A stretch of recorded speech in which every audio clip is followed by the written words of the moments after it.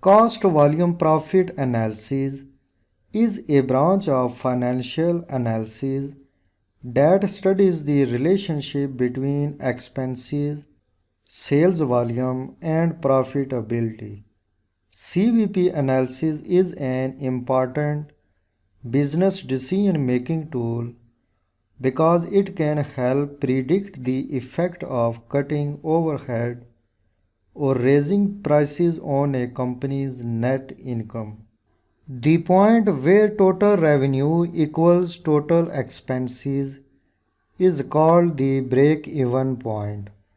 For this reason, CVP analysis is sometimes called break-even analysis. The more mini loaders that company sells above the break-even point, the greater its profit.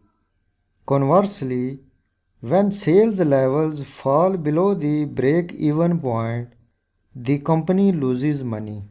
Company illustrate the break-even point by graphing revenue and total expenses against sales volume.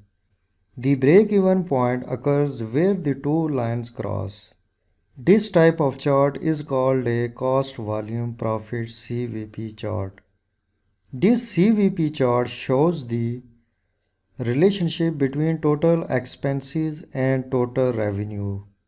Company has prepared an income statement for the mini loader division. It includes projected revenue, variable expenses, and fixed expenses based on the previous year's sales.